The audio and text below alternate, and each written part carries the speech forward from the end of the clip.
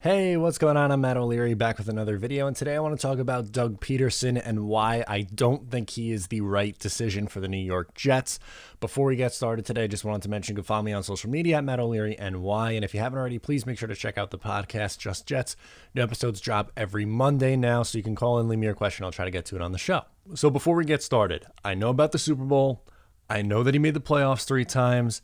And I know he isn't the only issue with the Philadelphia Eagles. There are many, but he also is not necessarily a part of the solution either. And I think it would be a mistake for the New York Jets to hire Doug Peterson based off what we saw and how things ended with the Eagles this past year. Now, I will be fully honest. At one point in my life, I did like Doug Peterson as a head coach. When he came onto the scene in 2017, I thought he was an aggressive, forward-thinking coach, someone who was able to adjust, in 2016, 17, and even a little bit in 2018 too. And then the last couple of years to me have been not great. And it kind of shows you why, and I'll get into why I think the Eagles have regressed and why he has regressed as a head coach. Let's talk about something that happened earlier this year. The Eagles took on the Cincinnati Bengals earlier in the season, and they had a chance to win the game in overtime. Essentially what happened, they had a long field goal attempt. There was a penalty. And then they were going to have to attempt like a 60-plus yard field goal, which their kicker has hit before in the past, but it is a risk. There was 19 seconds left in overtime.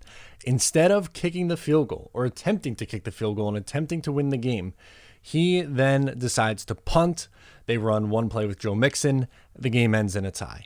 That is playing not to lose. You have to play to win, and teams so often today, the worst teams play not to lose, and that's how you end up losing football games if you're too conservative. And the sad part is that was the exact opposite of what he was early in his coaching career that made him so successful.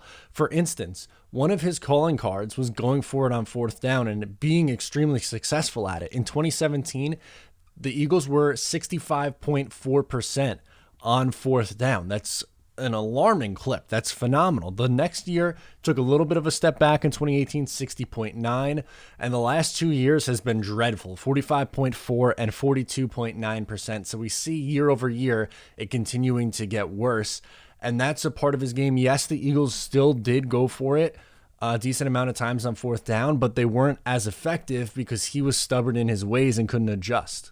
The next thing I want to talk about is Frank Reich. To me, that's when things started to change. Once he left, that offense has not looked the same. He got the head coaching job in 2018 with the Colts. The Colts offense has taken strides that even with Andrew Luck retiring out of nowhere, playing with Jacoby Brissett, like they have still got a lot out of that offense, and they've done a really good job over there with the Colts, while the Eagles have kind of stumbled, and that offense really hasn't been the same than what we saw in that 2017 season. I know Carson had some injuries, and then this year the wheels fell off, but part of the reason why that, again, seems a little bit problematic is his unwillingness to hire an outside coordinator. To me, that just gives me the vibes of Adam Gase bringing Dowell Loggins along the road with him because he's not going to challenge what he has to say. And not having an elite coaching staff like what they did have there for a little bit with the Philadelphia Eagles seems like a stretch. It's not something that is beneficial for Doug Peterson, and to me it's just, I know what I'm doing. I don't need someone like that. I could do things my way and have success.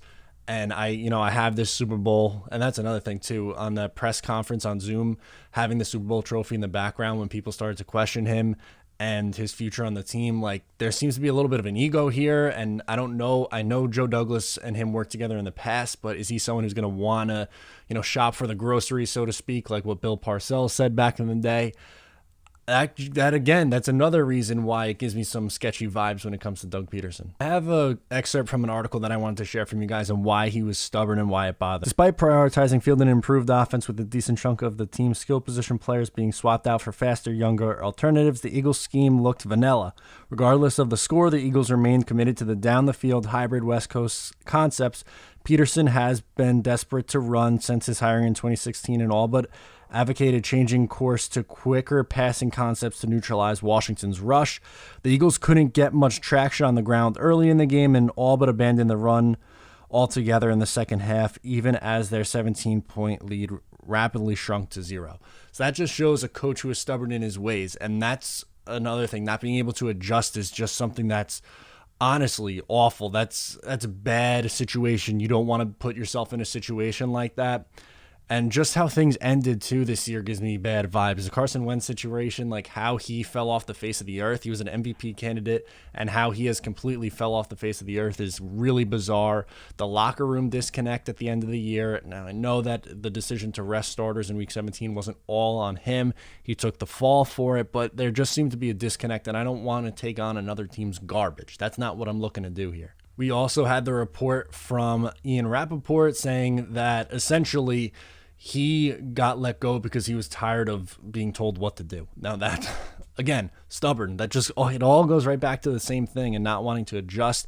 Another bizarre thing from this year with such a bad offensive line, why the Eagles refused to roll Carson Wentz out and get him on the move makes little to no sense.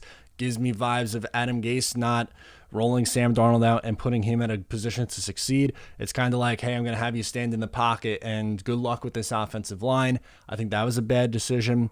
With Carson Wentz's struggles on the entire year, he still had him throw the ball 40-plus times in 6 games. While his running backs were fairly productive, Miles Sanders had a 5.3 yards per attempt on the season. Boston Scott 4.7, but still in 6 of 13 starts from Carson Wentz, he was throwing the ball 40-plus times. If your quarterback's struggling, why aren't you trying to run the ball more? And you do have effective running backs, as we've seen, as they're averaging 4.7 yards per attempt and 5.3 yards per attempt on the season. Why aren't they getting the ball more? Specifically, in the game against the Browns, in the first half, Miles Sanders had 14 carries for 62 yards, which is 4.4 yards per attempt.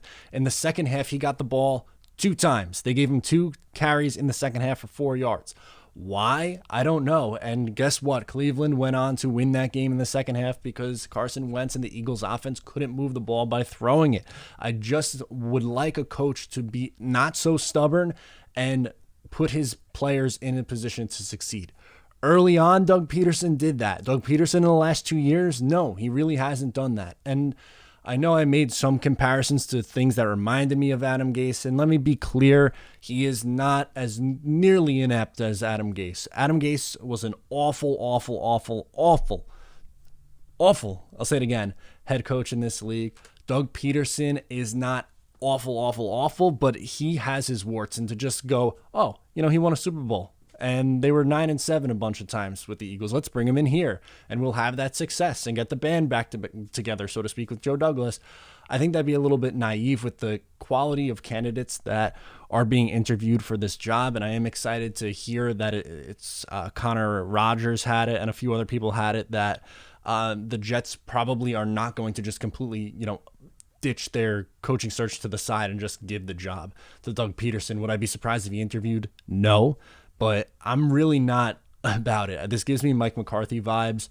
And if you guys remember from 2018, I wanted no part of Mike McCarthy because I thought he was carried by Aaron Rodgers. Now, granted, he being Doug Peterson, does not have the luxury of having a Hall of Fame quarterback, but he did have an MVP caliber at the quarterback position. And somehow, some way, that player looks like one of the worst quarterbacks in football. So if that, at minimum, can't be pinned on Doug Peterson, whose job it should be to develop the quarterback, then I really don't know what else to say. I'm sorry, but I would steer clear of Doug Peterson. To me, this would seem like it would be a mistake for the New York Jets. So let me know what you guys think down in the comments below. To me, there are question marks, and I just want to get those out there, and I don't think it would be that great of a hire. So let me know in the comments. You can subscribe if you're new here, and I'll talk to you next time.